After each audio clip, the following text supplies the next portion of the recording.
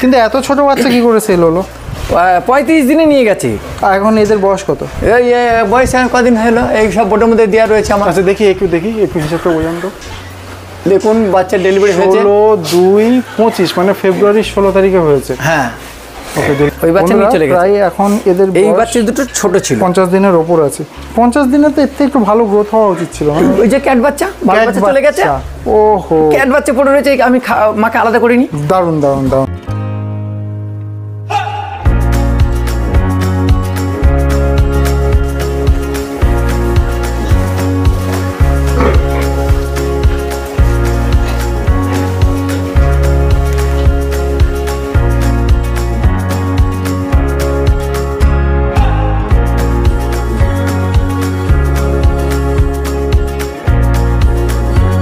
West Bengal agro and livestock training institute থেকে আপনারা নিতে পারেন, কৃষ্ণনগরের সংস্থা।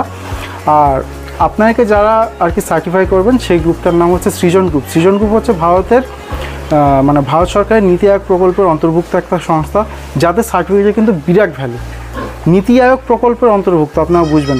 যে কেউ কিন্তু সার্টিফিকেট দিলে সেই সার্টিফিকেটের এগেনস্টে আপনি কিন্তু গভর্নমেন্ট যে ফেসিলিটিসগুলো আছে ওগুলো কিন্তু আপনি প্রাপ্ত করতে পারবেন না, উপলব্ধ করতে পারবেন না। সেই ক্ষেত্রে আপনার একটা শক্তিশালী একটা সার্টিফিকেটের প্রয়োজন আছে, যে সার্টিফিকেট কিন্তু সৃজন গ্রুপ প্রদান করে থাকে West Bengal agro and livestock training ইনস্টিটিউটকে।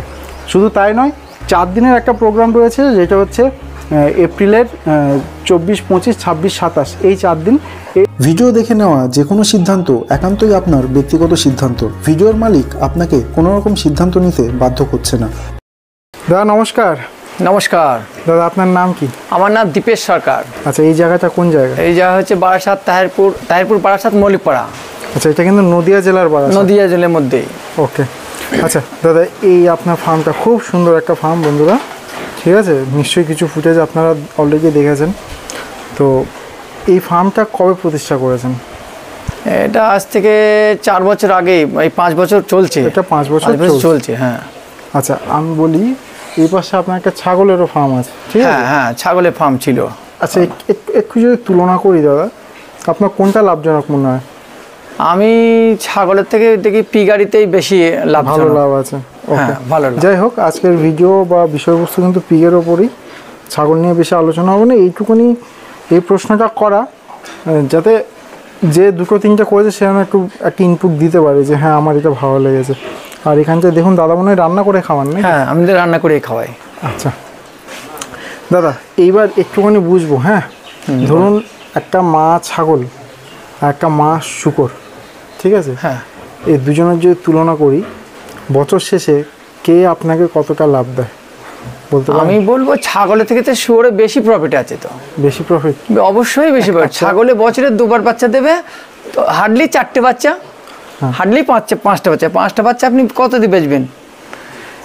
4,000 করে হলে 4,000 20,000 ছাগলে। শুকরে বছরে 2বার বাচ্চা দেবে, 10টা করে যদি বাচ্চা দেয়, 20টা বাচ্চা বছরে। ওকে, 20টা বাচ্চা। এখন বর্তমানে বাচ্চার রেট হচ্ছে 3.5 করে যাচ্ছে। 3.5 4 করে কেউ বেচছে, আমরা 4 করে দরকার, 3.5 করে একদম 70,000। একদম 70,000। হ্যাঁ। আচ্ছা, কিন্তু আরও একটা কথা তো ঠিক, এই যে সারা বছর একটা মা পিগের পিছনে কিন্তু খাওয়া খরচ অনেক বেশি একটা মা ছাগলের তুলনায়। এবার মা ছাগলের খাওয়া খরচা কত হয়? মা ছাগলের খাওয়া খরচার কত যাবে ওটাকে আমি সেরকমভাবে আমি হিসাব করে দেখিনি, তবে পিগারটা আমি ভালো করে হিসাব করে দেখেছি। এটা 8-10,000 12,000ই খাক। 12,000ই খাক, বছরে 12,000 খেয়ে নিই। তারপরে যদি 70,000 টাকা বাচ্চা বিক্রি করে পাওয়া যায়, তাহলেও মোটামুটি দেখা যাচ্ছে 58,000 টাকা। হ্যাঁ, সেখান থেকে আরও বাদ দিচ্ছে, আরও বাদ দেন আপনি। হ্যাঁ, 50,000 বছরে 50,000 টাকা দেবেই ও 100% একদম দেবে, কোনো ইয়ে নেই। সেজন্য দেখুন আমি ছাগল দান ড্রপ করে দিয়ে আমি পিগারিটাকেই আমি একদম পুরো বেছে নিয়েছি, এটাকে পেশা হিসাবে। ছাগলটা একদম কমিয়ে দিয়েছে, পুরো কম, মানে টোটালি উঠিয়ে দিয়েছি ছাগল। আর 2-4টে আছে। হ্যাঁ। ওকে, আচ্ছা দাদা, যারা আর কি পিক ফিট খাওয়ান, ওনারা বলেন যে মানে পিক ফিট ভালো, আমি পিক ফিটের সমালোচনা করছি না। পিক ফিট খাওয়ালে কাজটা অনেক সহজ হয়ে যায়, এই রান্নাবান্না করতে একটু কষ্ট হয়, বাট এটা করতে পারলেও নিশ্চয়ই লাভ আছে। লাভটা আমরা দেখতেই পাচ্ছি দাদার কথাতে। যারা পিক ফিট খাওয়ান ওনারা বলেন যে বছরে একটা মা শুকর থেকে মানে বাচ্চা বিক্রি করে হয়তো 35-40 হাজার টাকা থাকে, যেটা কিন্তু আপনার সঙ্গে আমার হিসেবে আমরা 50,000 ধরলাম। সেটা আপনার কি মনে হয়, এই ফিডটা আপনি নিজে তৈরি করছেন বলে, না আর অন্য কিছু আছে? দেখুন, ফিডটা যদি নিজে বানিয়ে খাওয়া যায় সেখানে আপনার সাশ্রয়টা হচ্ছে। আচ্ছা, আপনি যে ফিডটা খাওয়াচ্ছেন কেজিতে কত টাকা খরচা পড়ছে? কেজিতে ধরেন 24 টাকা 25 টাকা পড়ে যাচ্ছে আমার। আর যদি ফিডটা কিনতে গেলে 32 টাকা পড়ে যাবে। ওকে, 32 টাকা পড়ে যাবে। আচ্ছা, দৈনিক কত কেজি খায় একটা ফিড? 1.5 কেজি 2 কেজি খাবে। 1.5 থেকে 2 কেজি? 2 কেজি খাবেই। বড় বড় যেগুলি আছে 1-1.5 কুইন্টালের মাল, তাদের তো 2 কেজি মাল দিতেই হবে। 2 কেজি খাবে? 2 কেজি খাবার তাকে দিতেই হবে এক টাইমে। ওকে, এক টাইমে 2 কেজি দিতেই হবে। 2 কেজি মানে হয়ে যাচ্ছে আপনার প্রায়, কোনোটা আবার 1.5 কেজি খাচ্ছে, কোনোটা 1 কেজি খাবে। তবে যেটা বেশি আমি সেটাই ধরছি। হ্যাঁ, 50 টাকা করে দৈনিক একজনের পিছনে খরচা আছে একটা মাস শুকরের পিছনে। দিতে হবে 50 টাকা তাকে দিতেই হবে, তা না তো শুকরের চেহারা ঠিক থাকবে না, তাদের নিউট্রিশন ভ্যালুটা ঠিক হবে না। কিন্তু দাদা, যদি এখন আপনার হিসেবেই আমি যাচ্ছি, 50 টাকা করে যদি আমরা ধরি, বছরে কিন্তু 365 দিনে 18,500 19,000 টাকা খরচ আছে, যেটা আপনি বললেন মাস শুকরে 12,000 টাকার কাছাকাছি। এই কম বেশিটা কেন? এবার হচ্ছে কি, আমার ক্ষেত্রে হচ্ছে কি, দেখুন আমি তো আর ফিড কিনে খাওয়াচ্ছি না। আমার হচ্ছে কোনো সময় আমি আলু খাওয়াচ্ছি, কোনো সময় ধরেন কচু পাচ্ছি, কচু এনে দেখে দিচ্ছি, সেখানে আমার একটু কমে হয়ে যাচ্ছে। আচ্ছা আচ্ছা আচ্ছা, ঠিক আছে। বন্ধুরা দেখুন, সবসময় যে পুরোটাই যে এরকম রান্না করা খাবার তা নয়। যদি শুধু রান্না করা খাবার হতো সেই ক্ষেত্রে 50 টাকা। এবার উনি সেখান থেকেও কস্ট কাটিং করে এই জায়গাতে দেখুন আলু টালু রেখেছেন, এবং এছাড়া কচু যখন যেভাবে পাচ্ছেন যতটা সাশ্রয় আর কি করা যায়। হ্যাঁ, ওকে। তারপর হচ্ছে ফার্মের থেকে যে মুরগিগুলি পাই আমি, হ্যাঁ, যে মরা মুরগিগুলি, ওগুলি নিয়ে এসেও আমি খাওয়াই ফার্মেটে। ওকে।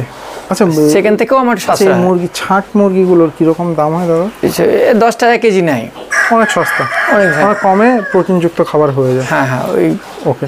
আচ্ছা দাদা, একটা মাস শুকর থেকে আমরা যা দেখছি, এইভাবে যদি আমরা করি বন্ধুরা, যেটা পুরনো পদ্ধতি, রান্না করে এবং যতটা সম্ভব বাজার থেকে ছাঁট আলু, ছাঁট মুরগি এগুলো নিয়ে এসে করলে প্রায় 50,000 টাকার কাছাকাছি থাকে। কিন্তু একই সঙ্গে এটা কিন্তু অনেক কষ্টবহুল একটা কাজ, একটু কষ্ট আছে। হ্যাঁ, একটু কষ্ট আছে। কিন্তু ফ্রিজে হলে কি আপনার একদম সুবিধা, সহজে হয়ে যায়। হ্যাঁ, ফ্রিজ হচ্ছে কি, বস্তা আপনি খুললেন, তাদের মেপে কার কত দিয়ে দিলাম, ব্যাস 1 ঘন্টার মধ্যে কাজটা কমপ্লিট। কিন্তু কায়িক পরিশ্রমের ব্যাপার আছে। হ্যাঁ। আচ্ছা দাদা, আপনার এখানে মা শুকর আছে কটা? আমার এখানে এখন মা শুকর আছে 15টা। 15টা? হ্যাঁ। ওকে, তাহলে আপনার বাৎসরিক আপনি বলছেন প্রায় 7.5 লাখ টাকা লাভ থাকছে এখনো দাদা। সেই হিসাবে আমি এখনো লাভে মানে ওইভাবে হিসাব করে এখনো হিসাব করে দেখিনি। মানে এতে যা হচ্ছে আমি ফার্মের পিছনেই বেশিরভাগই লাগিয়ে দিচ্ছি। আপনি ইনভেস্ট না, দেখুন ইনভেস্ট করাটা লসের ব্যাপার নয়। ইনভেস্ট করা মানে লাভ হয়েছে, সেখান থেকে আমি আবার রিইনভেস্ট করছি, সেটা ঠিক আছে। মানে আপনার কি মনে হয় এই 7.5 লাখ টাকাটা আসছে বলে বাৎসরিক? আচ্ছা, 7.5 না হোক, 7। হ্যাঁ, এরকম কিছু তো একটা আসছে। 6-7 লাখ টাকা আসছে। আসছে, কারণ আমি এর উপরেই ডিপেন্ড। আমার ফ্যামিলি সর্বশেষ পিক ফার্মটাকে কিন্তু একটা লাভজনক ফার্মিং বলা যেতে পারে। অবশ্যই দাদা। আচ্ছা দাদা, আমাকে বলুন তো, যখন ধরুন একজন নতুন খামারি, সে মা শুকরের জন্য বাচ্চা তুললো, যে তাদেরকে সে মা শুকর করবে, সেক্ষেত্রে কি কি বিষয়ে তাকে খেয়াল রেখে ওই বাচ্চাগুলো সিলেকশন করতে হয়? বাচ্চাগুলি আগে সিলেকশন করার সময় তাদের বাচ্চাগুলির গ্রোথগুলি ঠিকঠাক আছে কিনা সেটা দেখে নিতে হবে। বাচ্চার মধ্যে সব রকম আছে, যেটা হচ্ছে মাথানি বাচ্চা, যে বাচ্চাগুলি মানে গ্রোথ দেখলে বোঝা যায় যে এই বাচ্চাটা পরবর্তীতে বাড়বে খুব দ্রুত। সেটা কিভাবে বুঝবে? ওই বাচ্চার মধ্যেই বোঝা যাবে যেগুলি মাথানি বাচ্চা, আর যেগুলি হচ্ছে ক্যাট বাচ্চা সেগুলি দেখলেই বোঝা যাবে। আচ্ছা, ক্যাটগুলো একটু দুর্বল হবে, শুরু হবে। হ্যাঁ, যখন আমি আপনাকে দেখাবো, আমার এখানেই আছে ভিতরে 8টা বাচ্চা আছে। এখানটায় দাদা কিন্তু চুন দিয়ে রেখেছেন। আর দেখুন, আসুন আমি দেখাচ্ছি, দেখেন এই এখানে দেখেন,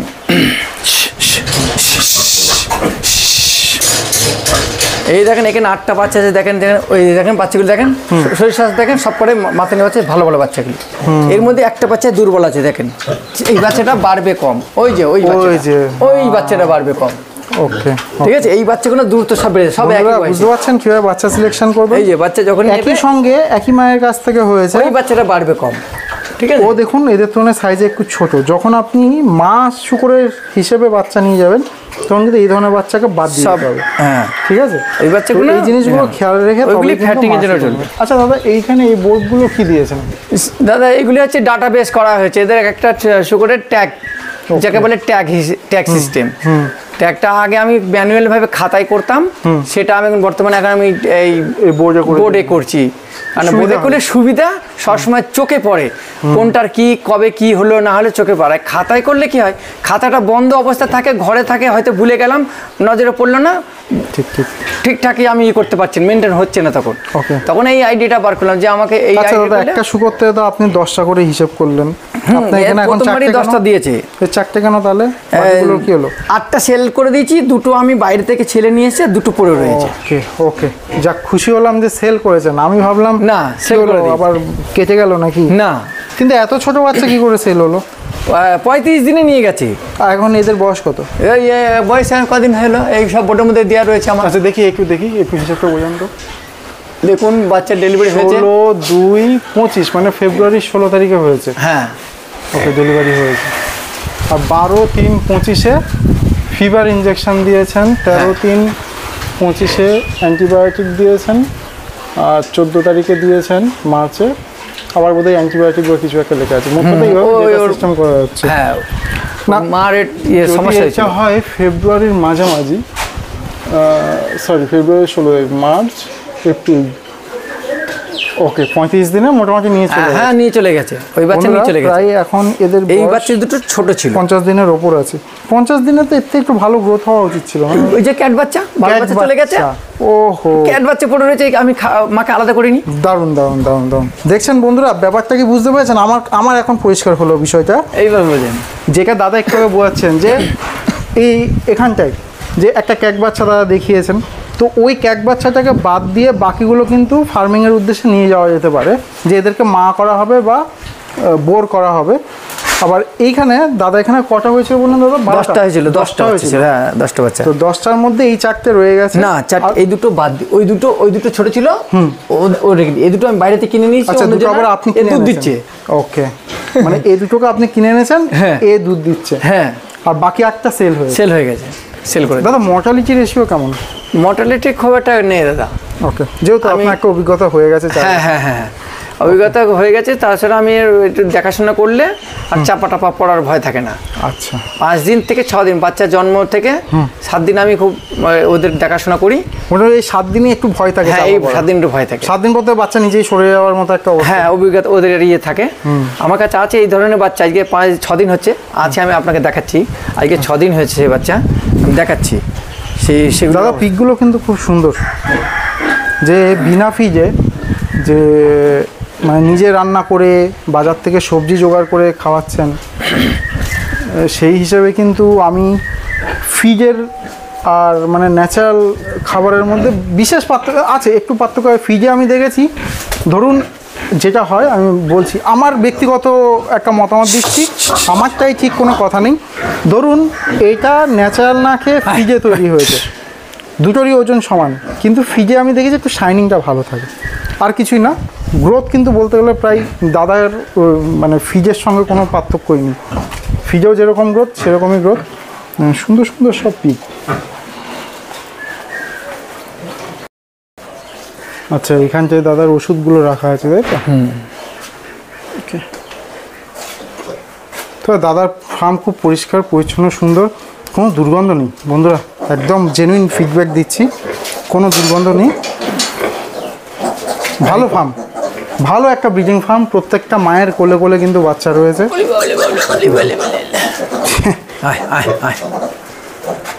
দেখুন, সুন্দর, খুবই সুন্দর, খুবই সুন্দর। আমার খুব কিন্তু দাদা তৃপ্তি লাগছে আপনার এখানে এসে, খুব সুন্দর। দেখুন দেখুন বন্ধুরা, বাচ্চাগুলো চনমনে, কারণ তাদের মা স্বাস্থ্য ভালো। হ্যাঁ, 6 দিন আজকে। আচ্ছা দাদা, মায়ের ভালো দুধ হওয়ার জন্য কি করেন? আমি ক্যালসিয়াম খাওয়াই, ক্যালসিয়াম আর নিয়মিত এদের ওই মিনারেল মিক্সচার আছেই। আচ্ছা, ক্যালসিয়াম মিনারেল মিক্সচার এগুলো খাবার সাথে আছে, এগুলি আছে। ওকে, দেখুন বন্ধুরা, বেশ সুন্দর। তো বন্ধুরা, আপনারা দেখতে পেলেন দাদা কত সুন্দরভাবে একা শুকরের খামার পরিচালনা করছেন। দেখুন ওনার প্রায় 5 বছরের অভিজ্ঞতা, 5 বছর রানিং ফার্মটা। তো এই পর্যায়ে আসতে গিয়ে কিন্তু তাকে অনেক বাধা বিপত্তির সম্মুখীন হতে হয়েছে, অনেক হোঁচট খেতে হয়েছে। একজন খামারি হওয়া কিন্তু বন্ধুরা সহজ নয়, খুব কঠিন। মানে আপনার তো মানে একটা অর্থের ব্যাপার থাকে যে আমি অনেক টাকা লাগিয়েছি এবং সবশেষে কিন্তু ওই টাকাটা তুলে আনতে হয়। পিগ ফার্ম আর গোট ফার্মে আমি একটা কম্পেয়ার করেছিলাম, যেখানটায় কিন্তু একটা কথা আমি বলেছি, পিগ ফার্মের লাভটা ভালো, যেমন লাভটা ভালো তেমন কিন্তু গোট ফার্মের থেকে অনেক বেশি ইনভেস্টমেন্ট। মানে এই যে এরা বছরে 2 বার করে বাচ্চা দিচ্ছে, এই সারা বছর প্রতিদিন কিন্তু খাওয়ার একটা বড় খরচা রয়েছে। এই যে দাদা বললেন 12-13 হাজার টাকা করে ওনার খরচা হয় একটা পিগে, তাহলে যদি কারো এরকম 20-30টা করে পিক থাকে তাহলে কিন্তু বিরাট হিউজ একটা ইনভেস্টমেন্ট। তাছাড়া এই যে শেডটা দেখতে পাচ্ছেন, আমি দাদার থেকে যদিও জিজ্ঞাসা করি না, আমার একটা আইডিয়া বলছে ন্যূনতম 3.5 লাখ থেকে 3 লাখ টাকা খরচা আছেই, ঠিক আছে। তো এই সমস্ত খরচা সব বৃথা হয়ে যাবে যদি আপনি সঠিকভাবে পরিচালনা করতে না পারেন। তো আপনি লাখ লাখ টাকা দিয়ে শূকর কিনছেন, লাখ লাখ টাকা দিয়ে ঘর করছেন, অথচ ট্রেনিং করার বেলায় আমি দেখেছি একটা ট্রেনিং করব সেই সময়ে কিন্তু সেই চিন্তাধারার ক্ষেত্রে কিন্তু মানুষ অনেক পিছিয়ে থাকে, যে 5,000 টাকা দিয়ে একটা ট্রেনিং করবো। আপনি একটা জিনিস বুঝছেন না, যখনই আপনি একটা ট্রেনিং করছেন, এই যে ছোটো ছোটো বিপদগুলো আছে, কোনো একটা ট্রিটমেন্ট, একটা জ্বর, সামান্য জ্বর থেকে বাচ্চা মারা যায়, ঠিক আছে। জ্বর কিন্তু জ্বর হলে কি হয়, একটা ওষুধ দিলে ঠিক হয়ে যায়, কিন্তু এই জিনিসগুলো আমরা স্কিপ করে যাই বলে কিন্তু দেখা যাচ্ছে আপনার একটা বাচ্চা মারা গেলেই কিন্তু আপনার 3,500 টাকা ওখানেই লস হয়ে গেল। তো সবাইকে বলছি, একটা বাচ্চার কস্ট আসে হয়তো, বা 2টো বাচ্চার কস্ট আসে একটা ট্রেনিংয়ে, কিন্তু আপনি আপনার ফার্মিংকে সুন্দরভাবে করতে পারবেন। তো যদি আমাকে রিকমেন্ড করতে বলেন যে কোথা থেকে ট্রেনিং নিতে হবে, তাহলে আমি বলবো West Bengal agro and livestock training institute থেকে আপনারা নিতে পারেন, কৃষ্ণনগরের সংস্থা। আর আপনাকে যারা আর কি সার্টিফাই করবেন সেই গ্রুপটার নাম হচ্ছে সৃজন গ্রুপ। সৃজন গ্রুপ হচ্ছে ভারতের মানে ভারত সরকারের নীতি আয়োগ প্রকল্পের অন্তর্ভুক্ত একটা সংস্থা, যাদের সার্টিফিকেটে কিন্তু বিরাট ভ্যালু। নীতি আয়োগ প্রকল্পের অন্তর্ভুক্ত, আপনারা বুঝবেন, যে কেউ কিন্তু সার্টিফিকেট দিলে সেই সার্টিফিকেটের এগেনস্টে আপনি কিন্তু গভর্নমেন্ট যে ফেসিলিটিসগুলো আছে ওগুলো কিন্তু আপনি প্রাপ্ত করতে পারবেন না, উপলব্ধ করতে পারবেন না। সেই ক্ষেত্রে আপনার একটা শক্তিশালী একটা সার্টিফিকেটের প্রয়োজন আছে, যে সার্টিফিকেট কিন্তু সৃজন গ্রুপ প্রদান করে থাকে West Bengal agro and livestock training ইনস্টিটিউটকে। শুধু তাই নয়, 4 দিনের একটা প্রোগ্রাম রয়েছে, যেটা হচ্ছে এপ্রিলের 24, 25, 26, 27 এই 4 দিন। এখানে কিন্তু প্রথম দিন মানে খুব গুণী একজন প্রফেসর, মানে ভেটেরিনারি সায়েন্সে কিন্তু ওনাকে সবাই দেবতার মতো পুজো করে, যারা আর কি ওনাকে চেনেন, যারা ভেটেরিনারি নিয়ে পড়াশোনা করেন। মানে তার হাতে বহু ভেটেরিনারি ডক্টর তৈরি হয়েছেন, তার লেখা প্রচুর বই পড়ে কিন্তু অনেক খামারি, অনেক ট্রেনার কিন্তু আজকে সুপ্রতিষ্ঠিত। তো সেরকম একজন প্রফেসর এসে আপনাদেরকে লেকচার দেবেন এবং হাতে ধরে ইনজেকশন করা থেকে, খাসিকরণ করা থেকে, লেজ কাটা থেকে, দাঁত কাটা, মানে প্রত্যেকটা ফিজিক্যাল ট্রিটমেন্ট যা রয়েছে সব কিছু কিন্তু আপনাকে হাতে ধরে শেখাবেন সম্রাটদা। তো আপনারা যারা এই কমিউনিটি, পিগ ফার্মিং কমিউনিটির সঙ্গে যুক্ত, তারা অনেকেই কিন্তু সম্রাটদাকে চেনেন। তো যারা যারা এই প্রোগ্রামটাই ইন্টারেস্টেড, যে ট্রেনিং প্রোগ্রামে জয়েন করবেন, সেক্ষেত্রে স্ক্রিনে দেওয়া নাম্বারে অবশ্যই যোগাযোগ করুন। খুব ভালো একটা প্রোগ্রাম হতে চলেছে, কেউ রিগ্রেট করবেন না, এটা আমি কমিটমেন্ট করতে পারি। খুব ভালো প্রোগ্রাম, যারা যারা নাম নথিভুক্ত করতে চান দেরি করবেন না, খুব সীমিত সংখ্যার আসন রয়েছে, খুব দ্রুত কিন্তু নাম নথিভুক্ত করে নেবেন। তো অনেক ধন্যবাদ, আপনি আমাকে সময় দিলেন, খুব সুন্দর একটা ফার্ম পরিচালনা করছেন। আমি তো বেশ কয়েকটা ফার্ম ঘুরেছি ভিডিওর সূত্রে, তো যে কয়েকটা ফার্ম আমি দেখেছি তার মধ্যে আমি আপনার ফার্মটাকে প্রথম 3-4টে ফার্মের মধ্যে অবশ্যই রাখবো। খুব সুন্দর একটা ফার্ম। তো দাদা ভিডিও শেষ করব, শেষ করার আগে যারা নতুন মানে পিগ ফার্মিং করতে চান তাদের উদ্দেশ্যে 2-1টা কথা যদি আপনি বলেন, আমি আপনাকে অনুরোধ করব। বলুন। হ্যাঁ, যদি 2-1টা কথা একটু বলেন। যদি কেউ নতুনভাবে আসতে চায়, অবশ্যই আমি বলবো ট্রেনিংটা নেওয়া দরকার।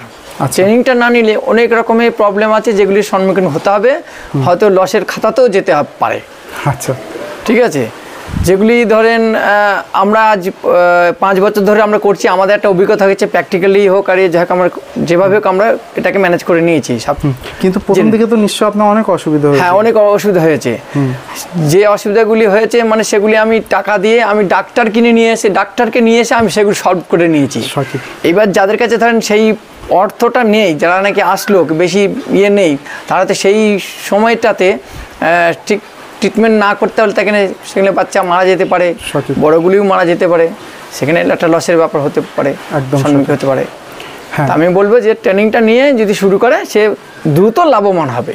ওকে, যেটা আপনার সময় বন্ধুরা আজ থেকে 4-5 বছর আগে কিন্তু এখন দু একটা সংস্থা রয়েছে যারা কিন্তু ট্রেনিং অর্গানাইজ করছে। আগে ট্রেনিং দেওয়ারও জায়গা ছিল না, যে আমি শিখে করব সেই উপায় ছিল আমরা না। যখন করেছি ছিল না দাদা, সঠিক যেটা বলছো সেই জায়গা থেকে তো আপনি থেকে থেকে শিখেছেন। হ্যাঁ সঠিক। ঠিক আছে দাদা, অনেক ধন্যবাদ। আপনার ফার্ম আরো বড় হোক, আরো সুন্দর হোক এই কামনা করে আপনাদের ভিডিও এখানে আশীর্বাদে। শেষ করছি। ধন্যবাদ।